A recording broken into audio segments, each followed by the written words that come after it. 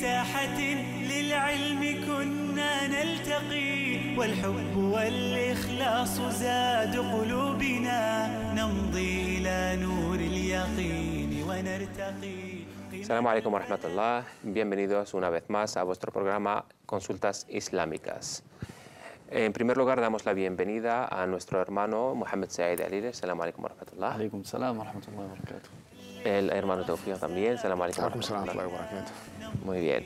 Les recuerdo que nos pueden llamar al teléfono del programa 911 73 02 52. También, si lo prefieren, pueden escribirnos a nuestro correo consultas@cordobainternacional.com. También lo pueden hacer a través de la página de Facebook del programa, Facebook/Consultas Islámicas.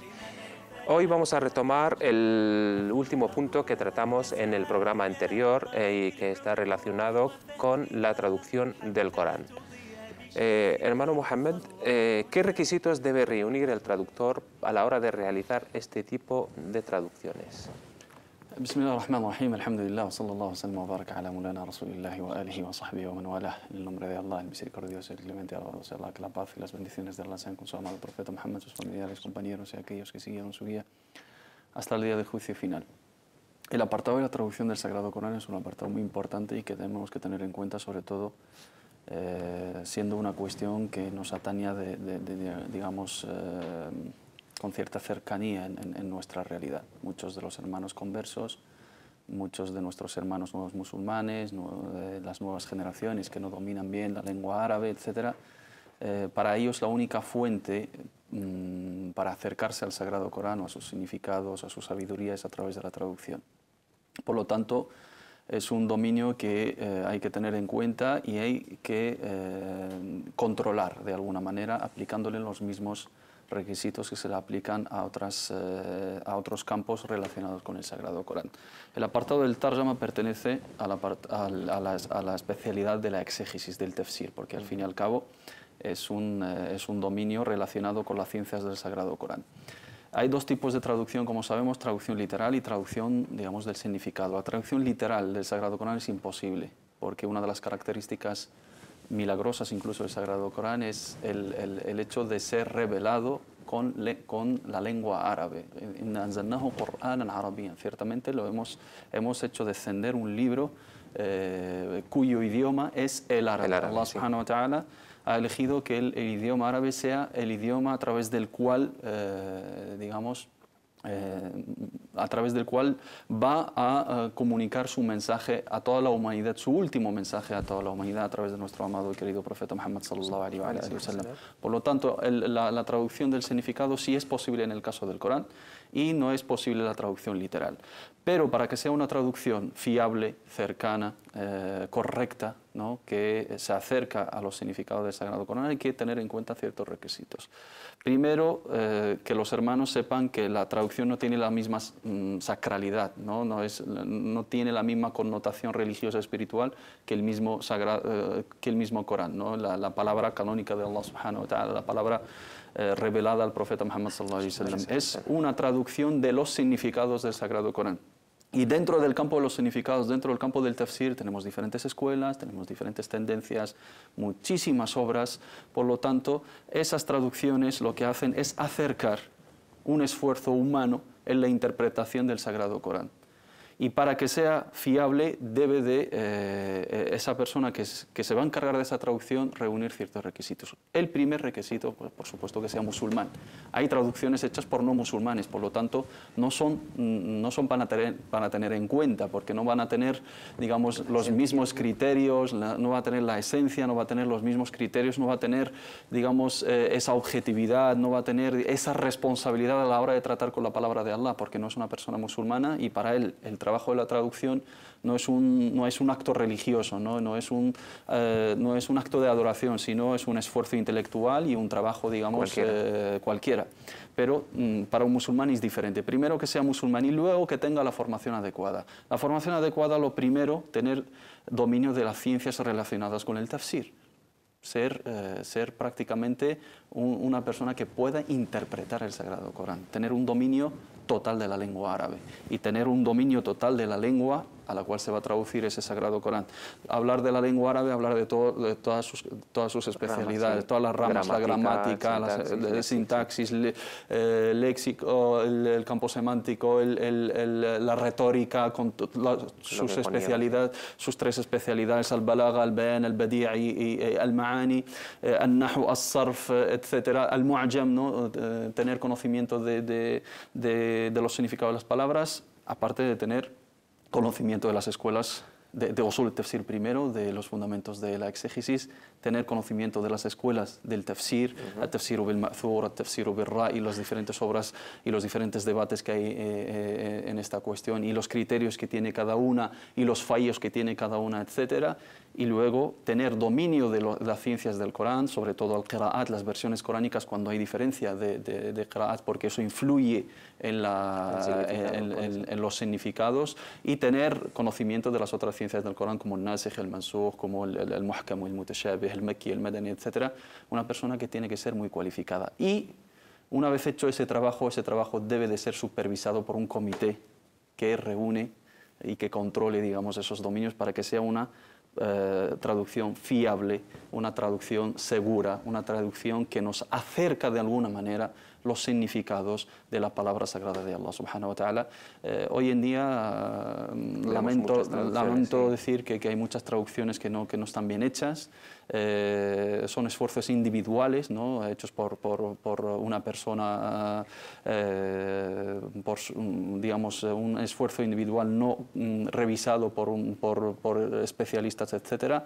Por lo tanto, que los hermanos, a la hora de buscar traducción del Sagrado Corán, que sepan qué referencias están tomando, cuáles son las fuentes a las cuales están acudiendo, porque se trata de la palabra de Allah subhanahu wa ta'ala. A modo de ejemplo, ¿nos podrías citar alguna traducción o no quieres? No quiero dar nombres porque se van a entender de que estás a favor, estoy a favor de una u otra, pero una de las mejores para mí es la traducción de uno de los grandísimos sabios de este país. Una de las personas que tenemos la suerte de que colabore con nosotros es el doctor Mullah Bahij Mullah Huish, que Allah subhanahu wa ta'ala le guarde. Tiene una traducción maravillosa, es una persona conocedora de ambas lenguas, con una formación religiosa, digamos, muy avanzada, y una persona de reconocida trayectoria en el da'wah. Por lo tanto, es una persona de renombre y es una referencia a la hora de traducir el Sagrado Corán. Muy bien, muchas gracias, hermano Mohammed, por estas aclaraciones. Les recuerdo el número de teléfono de nuestro programa, es 911 73 02 51. Repito, 911 73 02 51. Bien, vamos con las preguntas que nos han llegado por parte de nuestros telespectadores. Vamos con una hermana que se llama Sara. Dice, mi pregunta, Assalamu alaikum wa rahmatullahi ta'ala wa barakatuh. Mi pregunta es la siguiente: ¿hay un número mínimo de personas para el salat colectivo? Es decir, yo vivo con mi hermana y casi siempre rezamos juntas, solo ella y yo. ¿Se considera un rezo colectivo? Y en una ocasión yo era la que dirigía salat y se me olvidó el primer tashahhud. ¿Ella debía seguirme o hacer su tashahhud normal y luego subsanarlo con sujud sahw conmigo? Sí. Barakallahu fikum.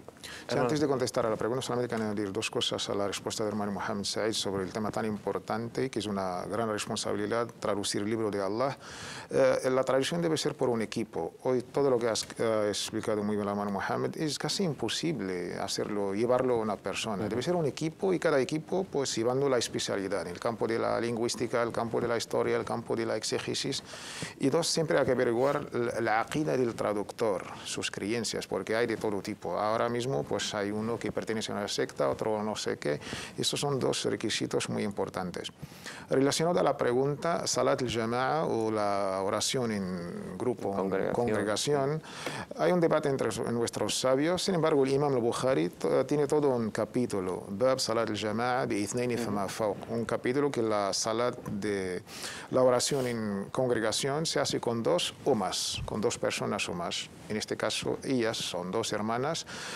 2 personas. El Salat al-Jama'a pues tiene sus requisitos mínimos, que son 2 personas. ¿Es válido también para la oración del viernes? También tenemos otro debate para el viernes. Las escuelas han variado, pues desde 3, que es la escuela Hanafi en este caso, hasta 40 personas, la escuela Shafi'i, pasando por 12, número 12, la escuela Maliki. Pero al, digamos, estudiar sus referencias, en qué se han basado, no hay nada coherente. Nos consta el hadith de Abdullah ibn Mas'ud con otros, con 2 o 3 personas, sobre todo Salat al-Jumu'ah, como mínimo 2 y un imam. Aunque otros lo han, pero yo prefiero la opinión de 3 personas. Con 3 personas yo creo que Salat al-Jumu'ah ya se puede realizar, aunque lo mejor sería con más personas, siempre porque hay un discurso y todo esto. Bien, y en cuanto a la segunda parte...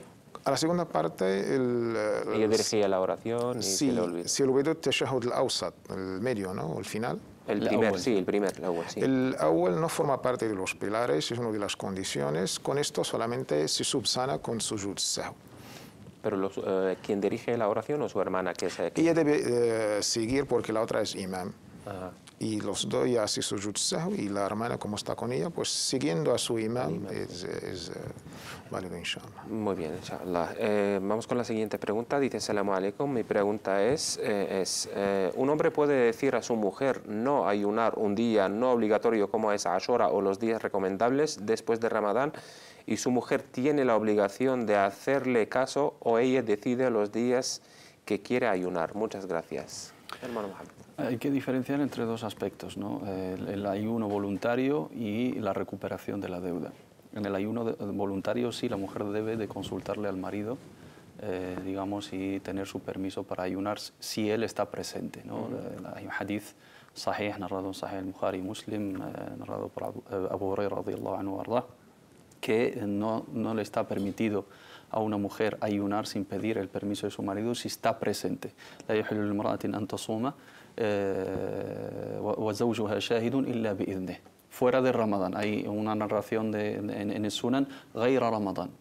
Puede ayunar Ramadán porque es obligatorio, y lo que está en la misma condición del obligatorio, que es la recuperación de esa deuda, pero los días voluntarios, si está él presente, está en casa y ese día, digamos, la puede necesitar, debe de avisarle y pedir su permiso, por tener en cuenta que el derecho del marido está por encima de, digamos, un acto de adoración voluntario, ¿no? Aquí es una comparativa entre dos cuestiones, una cuestión obligatoria y una cuestión voluntaria. La cuestión obligatoria es atender, digamos, la necesidad del marido, si se da el caso a ello. Si se lo permite o no está presente, puede llevar a cabo su ayuno perfectamente. Este es en el caso del ayuno no voluntario, el ayuno del tatawwa, ¿no? Que no sea fard, que no sea ramadán, o que no sea recuperación qada, porque en el qada no debe pedirle permiso porque es deuda de Allah subhanahu wa ta'ala y la debe saldar cuanto antes, y él no tiene permiso para negarle, digamos, el derecho de recuperar un ayuno obligatorio, compensar un día faltado. Y también en el caso de que sea un ayuno, esto se le aplica también a los hombres, aunque no haya un texto no específico, pues un hombre cuando va a ayunar un día voluntario, pues también debe de informar a su mujer por si también ella le necesita durante ese día, para que haya, digamos, una igualdad entre los dos casos. Pero en el caso de que ella lo hiciera sin su permiso, ahí está la cuestión jurídica. Si puede, digamos, si debe seguir con ese ayuno, se lo ha hecho sin su permiso, o interrumpirlo, o si él tiene, digamos, el derecho de interrumpirle un ayuno. Si es un ayuno, digamos, obligatorio o recuperación, por supuesto que no. Y si es también ayuno voluntario, ya que ha empezado, lo suyo es que no se interrumpa ese ayuno, porque aunque si lo interrumpe no cae en ningún pecado grave, digamos, pero sí respetar la sacralidad necesidad del compromiso con la adoración, ¿no? El hurmat al-ibada y inshigal al-dhimma, como dicen nuestros fuqaha.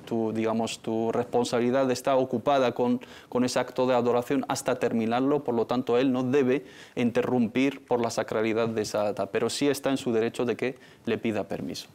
Muy bien, vamos con la siguiente pregunta. Antes le recordamos el número de teléfono 911 73 02 51.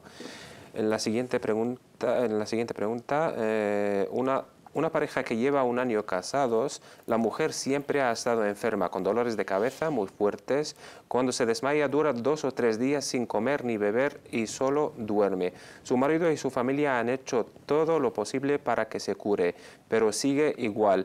Y se ve que la chica estaba así 2 años antes de conocer a su marido y que ella y su familia lo ocultaron con el fin de que se curaría al casarse.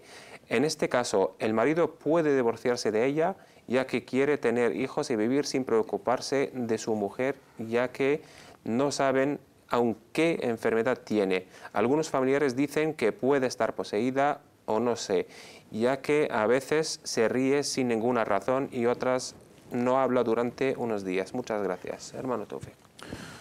Primero, una cosa que debemos recalcar en este programa, siempre hemos optado por temas de divorcios y matrimonios, hay que escuchar a ambas partes. Sin embargo, pues teniendo esta versión, el engaño está totalmente prohibido en nuestra religión islámica. Man ghashana, el hadith en Sahih Muslim, quien nos engaña, pues no será parte de los musulmanes o parte de nosotros. Cuando habla el profeta se refería a los musulmanes. Man ghashana falaysa minna. Y suponiendo que esta versión es la correcta o la real, pues este marido en este caso tiene todos los derechos de pedir, de realizar su divorcio. Aunque también tiene la otra parte de tener paciencia, pero esto ya es decisión personal. Muy bien, vamos con la siguiente pregunta. Dice, bueno, es la misma. Hace poco ha nacido mi hermana y por motivos de trabajo mi padre no ha podido sacrificar un cordero para ponerle el nombre. Tiene intención de hacerlo cuando vuelva de su trabajo, ya que está a 800 kilómetros de donde vivimos nosotros. Entonces, ¿es lícito dejarlo 3 o 4 meses después del nacimiento? Muchas gracias, que nos escriben desde Francia. Hay que saber que la aqiqa, ¿no?, la ofrenda por el nacimiento de un nuevo recién nacido, pues es sunna, es un acto recomendable que pertenece a la tradición profética, no es una obligación a aquella persona que tiene los medios para hacerlo, y es una bendición, ¿no?, para el recién nacido, y también se beneficia a la comunidad a través de ofrecer comida a los pobres, a través de la reunión de los familiares, la alegría, etcétera, para que sea, inshallah ta'ala, un motivo de alegría para su familia, sus familiares cercanos y todo su entorno. Y sea un agradecimiento a Allah subhanahu wa ta'ala a través del sacrificio, que es uno de los actos de adoración muy queridos por Allah subhanahu wa ta'ala. Esto, si puede la persona hacerlo, están estipulados días para hacerlo, ¿no? El profeta Muhammad sallallahu alaihi wa sallam, como dicta su sunna, lo ideal es hacerlo al 7º día del nacimiento del niño. O sea, al 7º día del nacimiento se hace la ofrenda, se hace la aqiqa, se sacrifica, se sacrifica un borrego o 2, o lo que pueda la familia. Si no se puede al 7º día, a los 14 días. Si no se puede a los 14 días, a los 21 días. Ya pasados los 21 días, si la persona no puede, por cualquier motivo de trabajo, de estar fuera, de no tener recursos económicos, etcétera, lo puede retrasar cuando pueda, y tenemos constancia de que el profeta Muhammad sallallahu alaihi wasallam volvió a hacer la aqiqa por sí mismo de mayor, como lo narra As-Suyuti, y como lo hicieron otros grandes sahaba que no hicieron la aqiqa cuando eran, digamos, todavía incrédulos, y cuando abrazaron el Islam volvieron a hacer la aqiqa por sí mismos. Eso también está permitido, que se repita, y está permitido que se retrase y luego se recupere, pero no es un hecho obligatorio. Si la familia no tiene recursos, si es por una cuestión económica, lo pueden retrasar. Si es por cuestión de tiempo, cuando le sea posible al padre, inshallah ta'ala, aunque lo recomendable, como dicta la sunna, es el 7º día, inshallah ta'ala. Inshallah, muy bien. Pasamos a la siguiente pregunta. Dice, Assalamu alaikum wa rahmatullah. ¿Puedes rezar antes del Fajr, por ejemplo? El Fajr es a las 6. ¿Puedo rezar a las 5? Pues lo hemos dejado pues más de una vez clarísimo. Las oraciones son pendientes de su horario establecido por Allah subhanahu wa ta'ala. Los hermanos deben saber que el tema es tan importante que Allah, glorificado sea, envió al arcángel Gabriel. Nos cuesta en el hadith 2 veces, ha sido enviado a Muhammad sallallahu alaihi wasallam y le indicó el horario. El horario ha sido fijado por el mismísimo Gabriel, la paz sea con él. De ahí Allah subhanahu nos dice, Inna salata kanat ala al-mu'minina kitaban mawquta. La oración ha sido establecida para los creyentes en un tiempo preciso, señalado. Rezar antes del horario de salat está totalmente prohibido. No es válido, con toda la unanimidad de todas las opiniones. Después, y siempre cada rezo tiene su tiempo fijado. Muy bien. Recordamos el número de teléfono del programa, 911-7302-51. Vamos con la siguiente pregunta, hermano Mohammed. Dice, Salamu alaikum, una pregunta. Una amiga de mi hermana es cristiana y siempre que viene a mi casa le dice a mi madre, dame agua. Y cuando le da el agua, mi madre dice Bismillah. ¿Es haram darle el agua y decir Bismillah a la persona que se lo da? No, no hay ningún, digamos, inconveniente en pronunciar el nombre de Allah subhanahu wa ta'ala como musulmanes en cualquier acto, y es lo que hacía el profeta Muhammad sallallahu alaihi wa sallam. Pronunciaba tasmiyah, decir Bismillah en el nombre de Allah, antes de iniciar cualquier acción buena y beneficiosa y habitual, ¿no? Al vestirse, al comer, al beber, al salir de casa, al entrar, al coger algo, etc. Entonces siempre es bueno recordar el nombre de Allah subhanahu wa ta'ala y bendecir nuestras acciones en el nombre de Dios, en el nombre de Allah subhanahu wa ta'ala. Y ella como musulmana, cualquier acción que hace, si pronuncia el nombre de Allah en ella, pues sería correcto, ¿no? Que vas a entregar algo a un no musulmán, a un cristiano, a un judío, eso no cambia nada y no afectaría nada, digamos, tu recuerdo, tu propio recuerdo. Y todos, digamos, todos necesitamos la bendición del nombre de Allah, el nombre de Dios en cualquiera de nuestras acciones. Por lo tanto, la hermana no cae en ninguna falta al pronunciar el nombre de Allah en el momento de pasarle el agua a otra amiga, aunque no sea musulmana. Muy bien, vamos con la segunda pregunta. La siguiente pregunta es de la hermana Amina Luhaj. Dice, Salamu alaikum, tengo una hija de 15 años que se quiere hacer un piercing en la parte superior del cartílago de la oreja. Tengo entendido que no es recomendable ya que es una imitación de los incrédulos y me gustaría que me afirmarais si es lícito o no. El tema del piercing últimamente está de moda. Ya hemos dejado más de una vez nuestra opinión en este tema. El piercing hay que estudiarlo en su contexto cultural, social, incluso sociológico de nuestra época. Si se trata solamente de un adorno, respetando pues, los valores de la sociedad, la mujer, pues el Islam le ha dado pues un gran margen de pues el adorno, la belleza, desde los pendientes, esto ya se conocía. En el contexto pakistaní, pues los pendientes en la nariz. Hay un marco sociológico reconocido entre la sociedad que no sale, digamos, de los valores islámicos. Pasando a nuestro contexto occidental, los piercing tienen un trasfondo cultural llegado con cierta cultura, con subcultura y todo esto. Y cuando se pone un piercing, ¿para qué? Para enseñarlo. Si yo pongo un piercing y no voy a enseñarlo en la calle o con mis amigos, pues ¿qué valor o para qué lo voy a poner? Islámicamente, a la mujer musulmana, Allah subhanahu wa ta'ala, pues su vestimenta es un acto de culto. A la edad de 15 años se supone que la hermana musulmana o su hija pues ya ha llegado a la edad de taklif, del bulugh, de la responsabilidad legal. Y de ahí, pues, como mana el Corán y la auténtica Sunnah, el Mar'a, Hadith Asma, narrado por Imam Abu Dawud, cuando la mujer llega a la edad de la pubertad, a la edad de taklif, de la responsabilidad legal, debe cubrir todo menos la cara y las manos. En este caso, la hermana debe cubrir la oreja y la cabeza. Si se va a poner un piercing y lo va a enseñar, está haciendo doble falta. Una falta por no cumplir con los mandamientos coránicos de cubrir todo menos la cara y las manos, y también, por lo que ya ha dicho, seguir unos valores culturales que no quizás concuerdan o no son propios de los nuestros. Muy bien, vamos con la siguiente pregunta de Amina Patricia González. Dice, Salamu alaikum. Bueno, esta pregunta hay que decir que son dos partes, la primera parte y la segunda. Vamos con la primera parte. Dice, he visto varias publicaciones de chicas que promueven y o venden los perfumes halal. Lo que encuentro muy extraño es cuando les pregunto a qué se refieren con halal, me dicen que son halal porque no tienen alcohol. Ella se pregunta, ¿no se supone que el alcohol prohibido es el que se consume y embriaga, y llámese vino, vodka, etcétera? ¿Qué tiene que ver el alcohol en el perfume o en el gel de limpieza para las manos? Hay que diferenciar entre dos aspectos. La ilicitud del alcohol como bebida para ingerir es totalmente claro y es tajante, ¿no? Es uno de los pecados capitales considerados en el Islam, el consumir bebidas alcohólicas, ingerirlas, y luego todo lo que conlleva, digamos, su venta, su compra, su manejo, etc.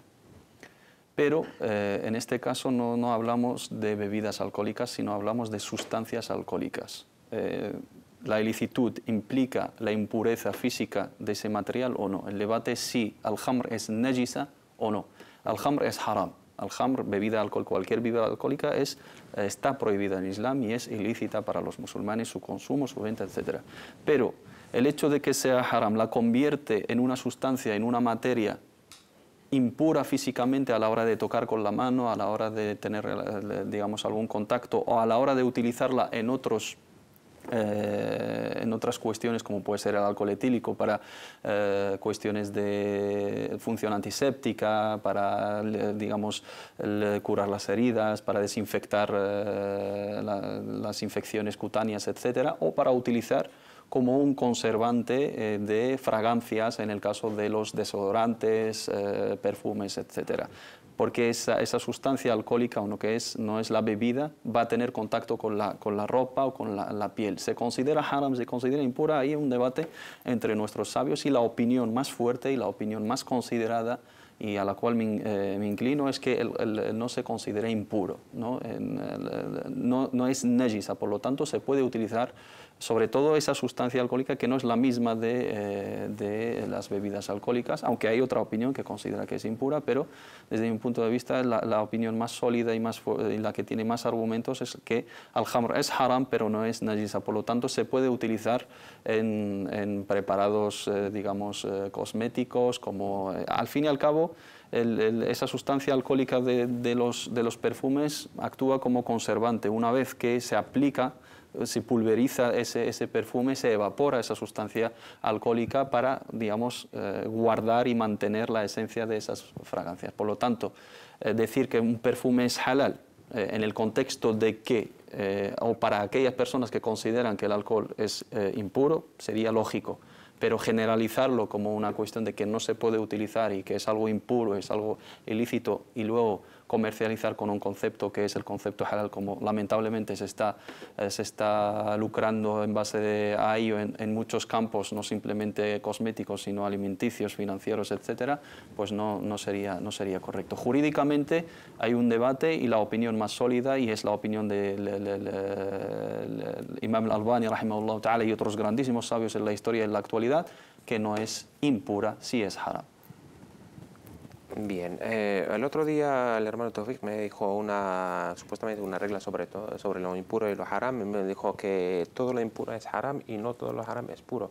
Correcto. Es impuro, perdón. Sí, todo lo que Allah nos ha prohibido no por fuerza debe ser impuro. Tipo el oro, por ejemplo, para los hombres. Es haram para nosotros los hombres, pero en sí mismo no es impuro, es una materia noble incluso. El tabaco es haram, es prohibido pues fumar, pero tocarlo no es impuro. Y de ahí pues el hashish incluso como hierba en sí misma pues es una hierba, no es impura, pero es haram, está prohibido pues con su consumo. Entonces lo haram, todo lo que es haram no significa que es impuro, pero todo lo que es impuro es haram. Es una regla pues muy conocida entre nuestros sabios. Muy bien, muchas gracias por estas declaraciones. Hacemos una pequeña pausa y volvemos. Recuerden que tienen el teléfono a su disposición, 911 73 02 51.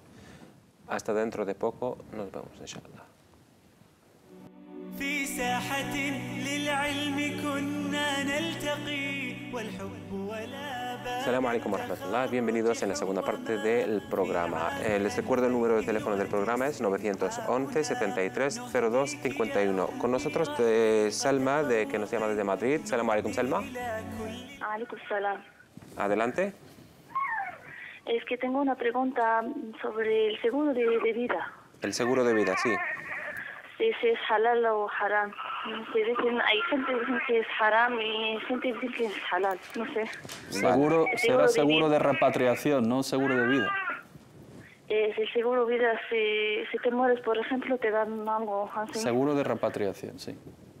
Sí. Vale, es la única... Sí, sí, sí. ¿Cómo? Sí, adelante, adelante. Es que hay gente que dicen que es haram y no sé, la verdad no sé. Vale, es la única... Que te pagas algo así por en el mes y... ¿Lo vas a contratar en un banco o en una cooperativa? No, en un banco. En un banco. Vale, vale. Muchas gracias, hermana. Inshallah, ahora le van a contestar. Vale, muchas gracias. Shukran, barakallahu fik. Hermano Mohamed. Hay que diferenciar, los hermanos tienen que diferenciar entre el concepto de seguro de vida y seguro de repatriación, o más bien de muerte, ¿no? Seguro de vida es asegurar tu vida, que si en el momento de que te pase algo, que te mueras o que te pase algún accidente, que, digamos, indemnicen a tus familiares según, digamos, el tipo de póliza contratada, etc. Eso es totalmente haram, como lo son otros seguros, salvo los necesarios por alguna cuestión, como es el del coche, como es el de algún negocio, porque es una obligación a la hora de las gestiones, etc. Pero el seguro de repatriación. El seguro de repatriación nos referimos a los casos de, digamos, a las comunidades musulmanas residentes en Occidente, en los lugares donde no hay cementerios islámicos. Algunas entidades bancarias o algunas cooperativas islámicas ofrecen, digamos, ese servicio de repatriación. Una persona paga una cuota, pero cuando fallece se encargan de trasladar, digamos, el cadáver, digamos, el ataúd a su país de origen, enterrarlo en un cementerio islámico. Antes de hablar de eso, siempre cabe recordar que la obligación de los musulmanes, estén viviendo donde estén, es defender sus derechos y reclamar su derecho obvio y lógico y fundamental de tener sus propios cementerios para enterrar a sus muertos. Cuando hablamos de emigrantes o musulmanes de origen de otros países, sería lógico para los hermanos autóctonos, para los hermanos nuevos musulmanes y conversos que han nacido aquí, que no tienen a dónde repatriar su cadáver sino enterrarse en su tierra, pues no hay más remedio que buscar una alternativa. Por lo tanto, es una tarea pendiente de los representantes de los musulmanes. Hay cementerios en determinadas comunidades autónomas y hay otras que no lo tienen, y los cementerios existentes hoy en día no son suficientes para, digamos, responder a la necesidad de la comunidad musulmana.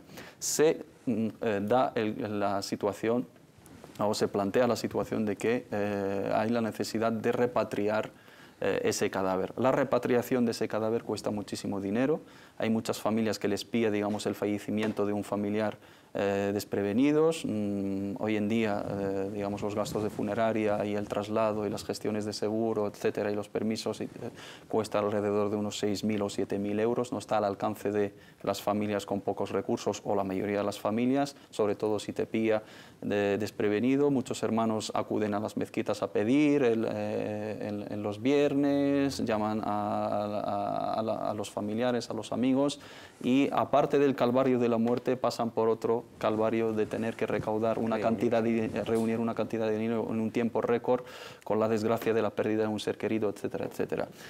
Algunas entidades financieras, sobre todo de otros países aquí, o incluso de entidades financieras tradicionales aquí en España, ofrecen, digamos, el seguro de muerte o de repatriación. Paga una cuota anual mínima la persona. En el caso de que fallezca, se comprometen a hacerse cargo de los gastos. En el caso de las cooperativas islámicas, centros islámicos o mezquitas que han abierto una caja donde todos los musulmanes cooperan, una participación, una cuota de participación anual, y luego se asigna, eso es el ta'min at-ta'awuni, el seguro cooperativo, es totalmente lícito y es lo adecuado y lo que deberíamos tener. El ta'min at-tijari, el seguro comercial, que es este caso, como norma general, como base, como transacción financiera o como, digamos, póliza, está prohibida en el Islam porque está basada sobre el wahm, sobre, digamos, algo... Especulación. Una especulación, algo que va a ocurrir. Te aseguro la casa por si se estampa un avión y se te rompen las... ¿Cuándo va a pasar eso?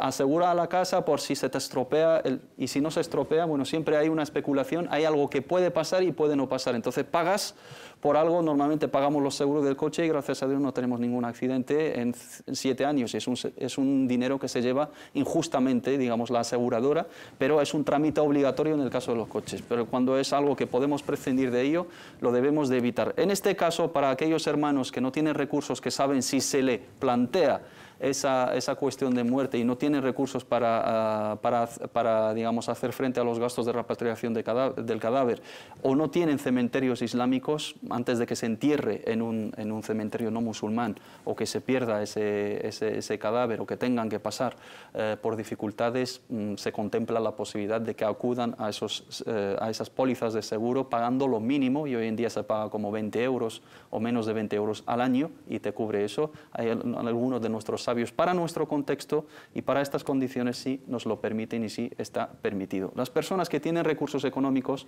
o tienen la alternativa del seguro cooperativo o tienen cementerios islámicos aquí, que no recurran al seguro. Pero si tienen esa necesidad, inshallah ta'ala, no habría ningún problema, porque se trata de un seguro específico que cubre solamente los gastos, no hay una indemnización, no te pagan por nada, no te pagan por el daño, por la muerte, sino se encargan del gasto de la repatriación del cadáver a otro país, porque no hay otra alternativa. Muy bien, vamos con la siguiente, o sea, la segunda parte de la pregunta anterior, antes de irnos a la pausa. Dice, he visto en varios posts y vídeos que enseñan que las posiciones de la mujer en la salat son ligeramente diferentes. Por ejemplo, enseñan que la mujer debe estar con los pies muy juntos mientras está de pie. Enseñan que la mujer no debe inclinarse tanto en rukú'. Enseñan casi que la mujer debe estar apenas en un ángulo de 45 grados. Lo otro, enseñan que la mujer no debe seguir la sunna en cuanto a la posición de los pies. Me refiero a la posición que solía hacer el profeta sallallahu alaihi wasallam cuando se sentaba sobre su pie izquierdo y el derecho lo dejaba recto. Más aún, dicen que la mujer debe poner los dos pies uno sobre otro y sentarse sobre ellos. Digo esto, ya sabemos que la posición que hacía el profeta sallallahu alaihi wasallam con los pies es un poquito difícil y cada uno hace el esfuerzo y logra o no hacerlo. Pero de ahí a enseñar que las mujeres deben hacerlo diferente, no sé si será costumbre de algunos países o realmente es así. Les agradezco mucho y que tengan una buena jornada. Sí, ahora vamos los dos. Lo que menciona la hermana no corresponde a ninguna sunna del profeta Muhammad sallallahu alaihi wasallam, ni viene mencionado en ningún apartado del fiqh, tal y como lo hemos estudiado. El profeta Muhammad sallallahu alaihi wasallam en un hadith verídico nos enseña a rezar a través de su rezo sallallahu alaihi wasallam, sallu kama ra'aytumuni usalli, y no diferencia entre hombres y mujeres en los movimientos, en los pilares, en los actos obligatorios, en el sunan, ¿no? La mujer tiene que tener en cuenta, ¿no?, la presencia de hombres cuando está rezando, etcétera, para ciertas acciones, pero el mecanismo del salah o la manera de llevarla a cabo es la misma para el hombre como para la mujer. Se diferencian en la vestimenta, se diferencian en ciertas condiciones que son obvias para cada género, pero a nivel de acciones, los pilares de la oración, las sunan, los actos obligatorios son los mismos, tanto para hombres como para mujeres. El rukú' es el mismo, el sujud es el mismo, el estar erguido a la hora de recitar el Corán es lo mismo, sentarse es lo mismo. Los actos del hayat, ¿no?, las formas que adoptaba el profeta Muhammad sallallahu alaihi wasallam en ciertas posturas son las mismas. En el caso de sentarse es una cuestión de hayat, ¿no?, es una sunna. Si puedes hacerlo tal y como lo hacía el profeta Muhammad sallallahu alaihi wasallam, lo haces. Si te resulta complicado o difícil o doloroso, lo evitas y lo cambias, pero que no sea una forma, digamos, prohibida. Por lo tanto, la respuesta a la hermana, que no haga caso a esos detalles, porque no corresponden a la sunna del profeta Muhammad sallallahu alaihi wasallam, ni vienen mencionados en la jurisprudencia islámica. La oración es la misma tanto para hombre como para la mujer. Muy bien, tenemos con nosotros al teléfono Shakib desde Madrid. Salam alaikum Shakib. السلام عليكم ورحمة الله وبركاته. Adelante. عندي سؤال. Sí. Tengo una pregunta. Sí. Voy a hablar en español. Está relacionada con el tema del préstamo bancario. Sí. Bueno, yo vivo aquí en Madrid y tal. Y entonces, como musulmán, tengo esa preocupación de Hukm al-Islam, en este caso en el préstamo bancario que conlleva intereses, pero yo lo hago por pura necesidad, porque necesitaba un dinero en un momento dado. Entonces, Préstamo bancario, dice. La mayoría de los ciudadanos recurro al banco para... Es un préstamo, Shakib, ¿es un préstamo bancario? Préstamo bancario, sí. Vale. Que lleva intereses, ya sabes, Sí. tema de... Sí. Entonces quería saber cuál es el Hukm al-Islam en esta cuestión del tema de intereses y préstamo Muy bien. bancario. Es la única, Shukran, es la única duda que tiene. No lo he oído, perdona. ¿Es la única pregunta que tiene? Sí, es Vale. la única. Muchas gracias. Muy bien, gracias. Shukran jazilan. Shukran, buenas tardes. Assalamu alaikum. Alaikum salam. Claro. Tawfiq. Los préstamos bancarios es una transacción, digamos, económica, ya hemos dejado más de una vez en otros capítulos, que es una transacción que se basa sobre riba, sobre la usura, y toda riba es haram, desde incluso en la época Makki, ya ni siquiera hablamos de la época legislativa del Medina, en la famosa Hajjat al-Wada', la última peregrinación de la despedida, dejó el profeta Muhammad, kullu riba haram. Toda obra que se basa sobre la usura, sobre la especulación, sobre los intereses, es totalmente prohibida. Y alguien que está, digamos, ejerciendo riba, el Corán lo ha declarado como se está haciendo la guerra contra Allah y su mensajero, sallallahu alaihi wasallam. Entonces, el hermano le aconsejamos que busque otras alternativas, porque es una transacción que es totalmente haram. Y su caso especial hay que estudiarlo y que pregunte a la gente del saber, a la gente de los sabios, y para darle quizás un veredicto en su caso particular. Muy bien. Hermano Mohamed, ¿te quieres añadir algo sobre En la misma línea. En la misma línea. Bien. Vamos con la siguiente pregunta. Dice, soy una madre y tengo tres hijos, dos niños y una niña. Islámicamente, ¿se puede hablarles de la vida sexual? ¿Y a partir de qué edad sí está permitido? Digo esto porque prefiero enseñárselo yo que aprenderlo de otros medios. Hermano Mohamed. Por supuesto, se le puede hablar a los niños en cierta edad, ¿no?, de la educación sexual, aconsejarles, aclararles algunos conceptos, responder a algunas dudas respecto a ese aspecto tan normal y tan natural y del cual, como bien dice la misma madre, de cual se enterarán a través de otros medios hoy en día que están al alcance de todos los niños, internet, amigos, televisión, medios de comunicación, etcétera. Sería conveniente que los padres tratasen esos temas con cierto recato, con cierto pudor y explicando, digamos, los detalles a sus hijos. Y esto nos lo indica nuestra misma religión, el profeta Muhammad sallallahu alaihi wasallam. Perdona, antes Mohamed, te interrumpo, Sí. recibimos una llamada y luego terminamos. supuesto. Tenemos una llamada de Mohamed que nos llama desde Madrid. Mohamed, salam alaikum. Salam alaikum, buenas tardes. Buenas tardes. Sí, es que ¿sabes qué me pasa? Es que a veces, por ejemplo, estoy trabajando Sí. y no puedo rezar en el trabajo, no me lo permiten a rezar en el trabajo. Por ejemplo, si rezo en el trabajo me echan directamente a la calle. Vale, sí. ¿Qué rezo en Y concreto? acomodo Perdona, Sí. que, el hermano Tewfiq, ¿qué rezo concretamente? Sí, todos. Por ejemplo, el Dohr, el Maghreb y el Sobh también. Vale. Pero, ¿qué horario? Y acumulo 5 días, 5 días o 4 días, así. Si me Y cuando permite, llego ¿qué horario tienes? Sí, yo tengo, depende, a veces, es que la empresa no tiene ningún horario fijo, a veces entro de 8 a 4:30, y cuando llego a casa, llego agotado. Vale. Bien. Sí, sigue. Y acumulo 5 días, y rezo cuando, por ejemplo, empiezo a rezar, rezo, por ejemplo, el Dohr con el Dohr, o el Maghreb con el Maghreb, sí, así. Vale. Bien. Sí.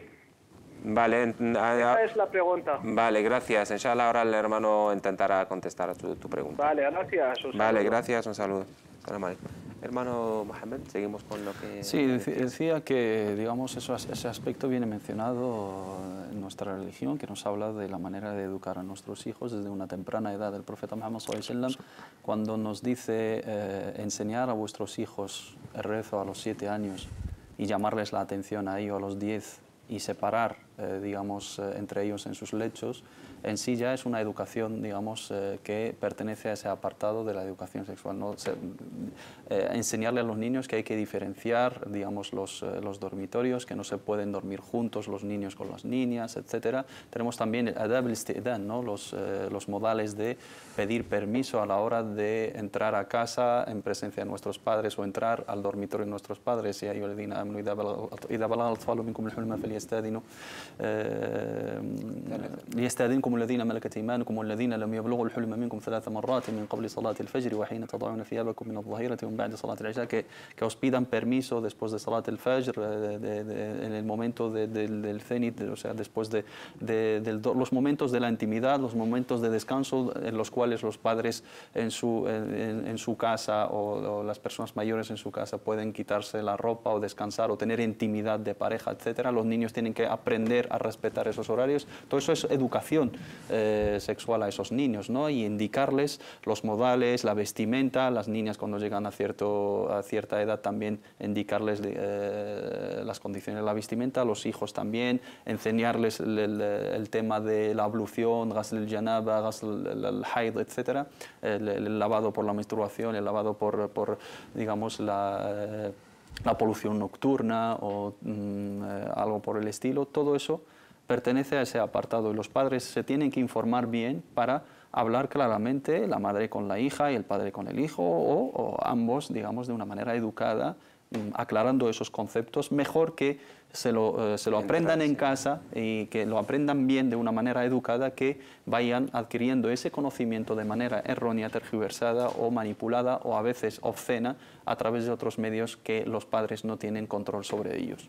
Muy bien, muchas gracias. Hermano Tawfiq, con la pregunta del hermano Mohamed, ¿sí?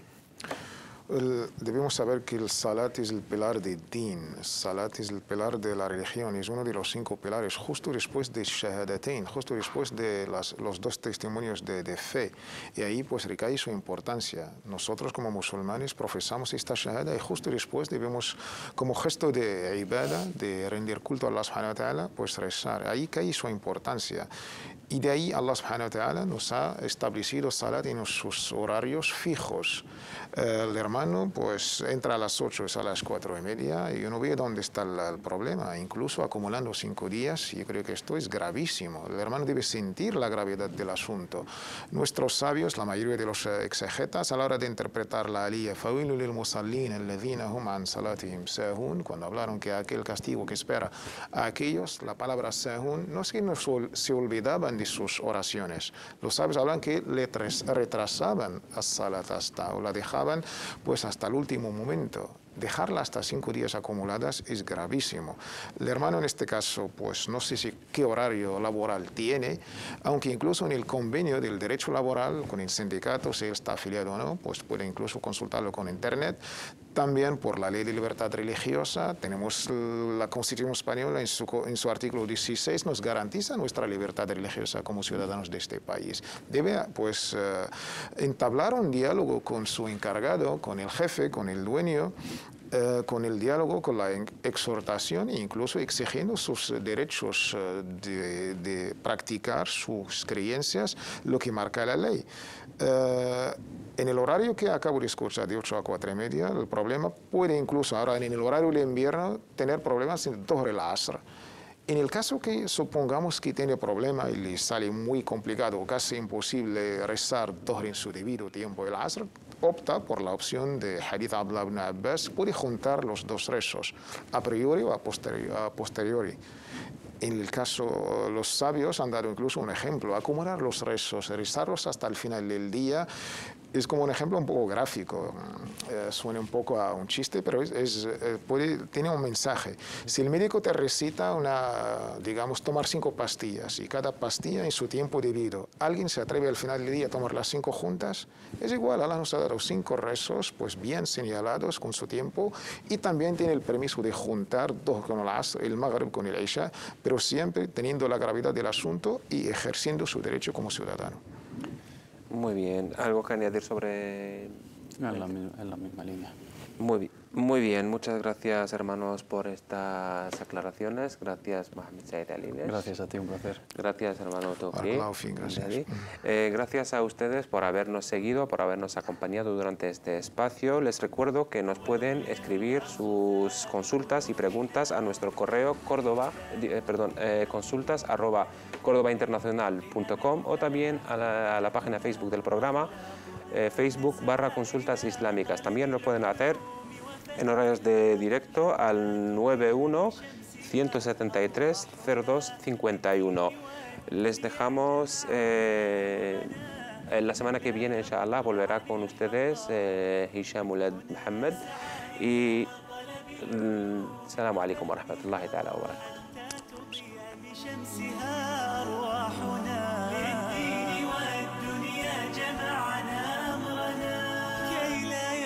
عن الحضارة ركبنا ومعلمات كم أضأنا مشاعلا للعلم والأخلاق في